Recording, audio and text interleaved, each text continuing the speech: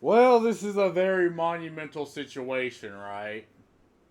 Like, I remember Game Informer, like, was that where we got our demos? Like, because I remember there's games we got demos for that I just ended up buying, like Time Shift, Overlord. Yeah. Like Fractured, that game. And it was from Game Informer. And Game Informer, it was, well, what you think it is. It was to inform you on upcoming games. And I think it literally was the longest running gaming magazine in the US. Because, well, for a while, I think it was one of the only ones. This was when game journalism wasn't really what it was now. It was just, oh, hey, information on games, here you go. But now it's been games journalism has been contorted into this like what's like they act like they're their own like faction. Like they act like they sit completely separate from gamers, from companies, from the market. Like I remember when Fallout New Vegas came out, and when because they didn't get a high score, like the developers didn't get a bonus. And I remember the majority of people actually liked Fallout New Vegas, some even more than Fallout 3. But because it didn't get a high score on, like, games journalists sites or in papers, they didn't get their bonus for it. And it was kind of like that, right? Like if you made a game, at one point you had to please the consumer, but you also had to please the journalists because they were your only real link between you and the consumer. No, because you didn't have hundreds of millions of dollars. Like remember, you know, the Ubisofts, the BioWares, the Bethesdas, they started out as just, you know, a couple dudes in their mom's basement that just wanted to make a game, and they ended up at how they are now, for better or for worse, right? And unfortunately, the people now that in these companies now believe they can do better than what came before. Which, and people argue why older games are better than newer ones. They're not saying there are no good new games. They're saying, games cost less, had less resources, and had smaller companies, smaller budgets, and these games effectively sold, one, gaming as a hobby to normies, and two, it's what made these get companies like the way they are now. And there's very few prod games that come out from like these AAA companies like Ubisoft, Bethesda, BioWare, EA that actually sell them. Like they put a product on, but they don't sell you an experience. But you have companies like From Software, which does it every single fucking time, without exception. And yeah, people get mad. Oh, the game's too hard, even though they're really not. I mean, but they are even Baldur's Gate 3. I trash on that game all the time, but it's an objectively better product than most that comes out nowadays. Helldivers. And it's odd that games journalists will hype up garbage games. Like I talked about this about Star Wars Outlaws, about how they hype up that game again. They tell you one thing, but what you see with your eyes in the previews is something completely different. And they never trash talk uh, big game companies because they don't want to lose their early uh, receival of the product so they can have their like put that out. But they'll always trash, say, foreign games. They'll always trash indie games, small developers. They'll trash Helldivers, right? They'll trash Stellar Blade, they'll trash Coffin of Andy and Lele, they'll trash Genshin Impact, you know, and these are companies that claim to be inclusive, right? But if you're not a multi-billion-dollar American company that claims to be inclusive, but refuses to sell their product for 90% of the world, right?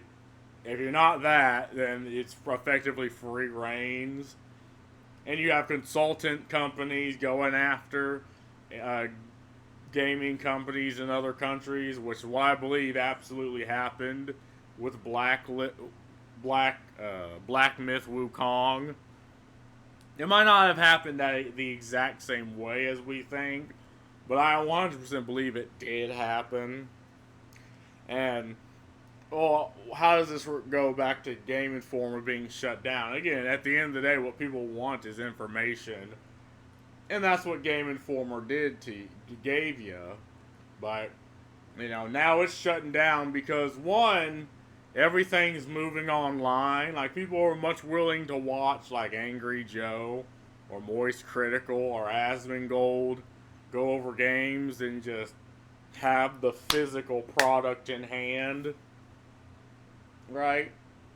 And two, I mean, you're competing with other game journalists that are well connected. Like even if the consumer don't care for these companies, they're like they're still well connected. The game journalists. I mean, they're still well connected. Like companies do flaunt to their whims, right? They do try to get the game journalists to like them for some fucking reason. You know, they don't go to YouTubers anymore for reasons I've discussed in the last video. But they still do want the game journalists, and they want to cater to this small fringe minority of people that they believe is their customers and not the actual people playing the fucking games. And again, most people are just willing to look online for their information. To look all like go to YouTubers, you know, go to like Steam, look at the reviews, and hell, some people are just willing to take the risk because again, what you can do on Steam is you buy a game, you play it for 2 hours. If you don't like it, you get a refund, right? Like we don't live in the age of physical tap anymore where if you want a refund, you have to go through this whole process. You might not even get all your money back because you open the game and it depreciates almost about 2/3 the minute it walks out the fucking store. And I remember we used to go to GameStop at like the mall. I think it was another one. Like I got Space Marines from the one in Newburgh, the first one, and it got me into 40K.